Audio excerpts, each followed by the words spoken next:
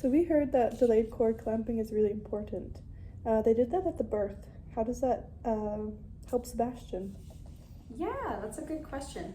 So delayed cord clamping is when they clamp the umbilical cord, but you wait around 30 to 60 seconds before cutting it off.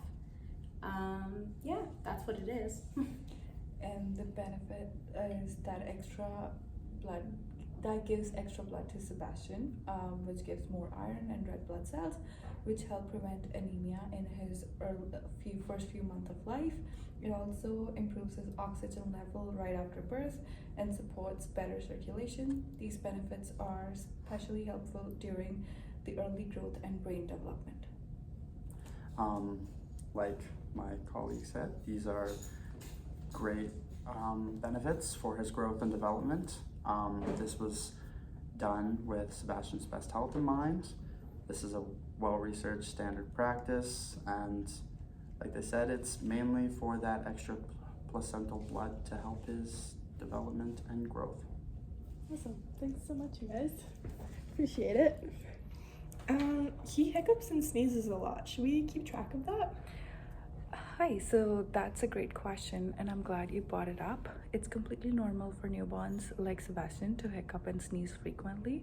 In the first few days and weeks, hiccups can happen because their diaphragm is still developing, and sneezing is often just their way of clearing their tiny nasal passage from things like dust or leftover amniotic fluid.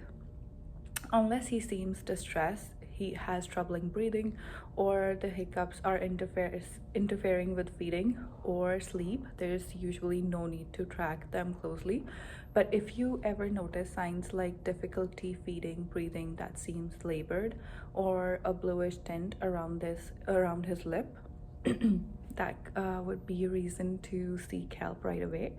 But from what you have described, this all sounds like typical newborn behavior and nothing to worry about. Since this is your first time caring for a newborn, it can be helpful to write a quick note for anything that you find unusual, just for peace of your mind. But rest assured, sneezing and hiccups alone are normal and don't mean Sebastian is sick. Awesome. Thank you so much. No I problem. appreciate that. So we installed the car seat ourselves. Can you go over how to check if it is positioned safely before we leave the hospital?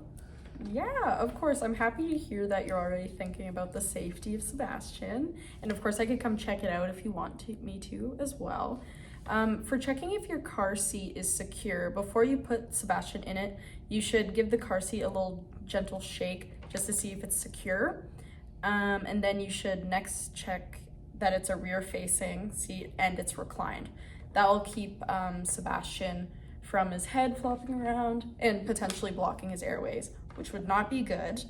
And then you want to make sure that it's secure with either a latch that will be with the car seat or the seat belt. You should check the manual to see which one's recommended, and you should not do both at the same time. Okay. You should either do one or the other.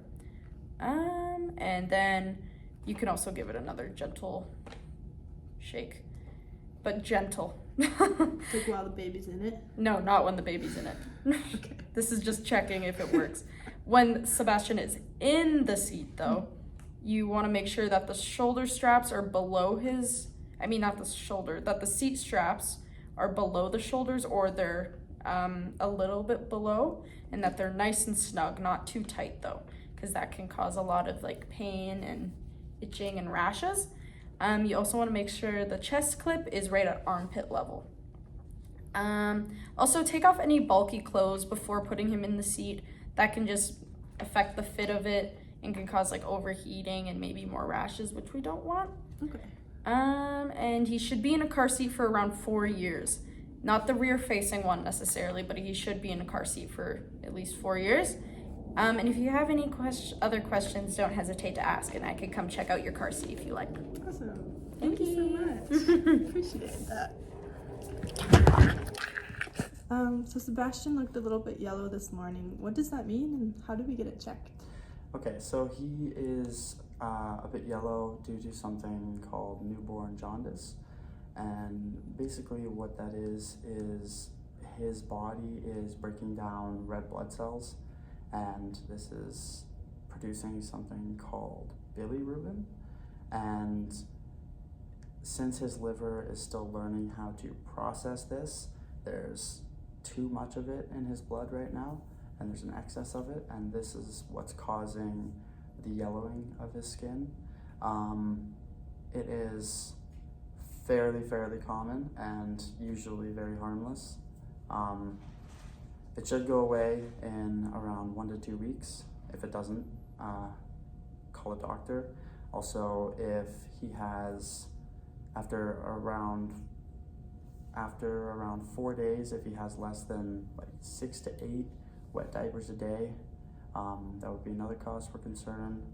If he's very hard to wake or seems excessively tired or falls asleep during feeding, that's another cause of concern. If he is having trouble feeding in general, if he seems generally unwell or sickly or unconsolable. Also, if he is like the yellowing of his skin is either getting darker, or if it's growing. Usually with newborn jaundice, it's kind of just in the face and the chest.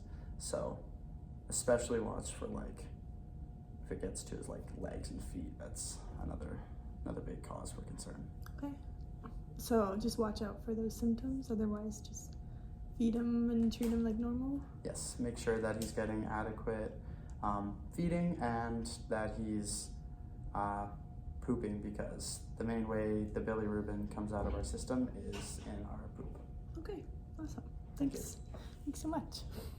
Yeah, just one more question. So right now we're giving him donor milk, but if we switch to formula, what's the best way to do it gradually?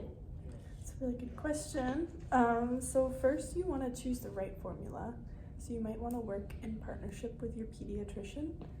And best case scenario, you want to get a formula that's closest to the human composition. So you want it to be sensitive if your baby has any digestive issues, which we'll find out.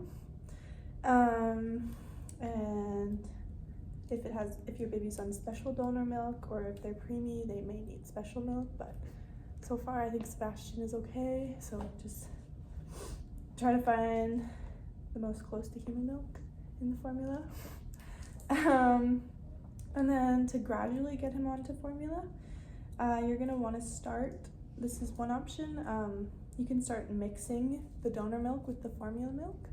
So for the first like 1 to 2 days, you could do like 75% donor milk, 25% formula, mix that together, give it to Sebastian, see how he does. Then the next 2 days, so 3 to 4 days of this process, 50-50, see how that goes. And then from 5 to 6 days, start giving him 75% formula, 25% donor, see how he does. And then hopefully by a week he'll be completely on formula. And then another option, if that doesn't work as well, you can just start by giving him 1 bottle of formula a day along with the donor milk and see how he tolerates that. And just same process, gradually increase the amount throughout the week. Some tips that might help with this process: you're going to want to warm the formula before you give it to the baby, just so that they accept it. As normal milk, they need it warm. Try to stick to 1 formula.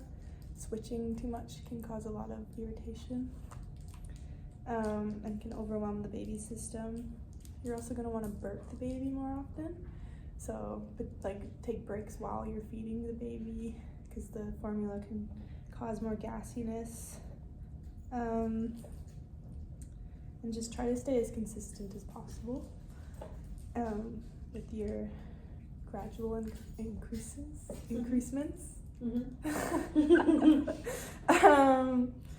And then some things you're gonna want to look out for, that signs that the baby isn't tolerating it very well, is just really increased gassiness and bladder or bowel distension. If they're really bloated, if they're getting rashes, that's something you're gonna want to look out for.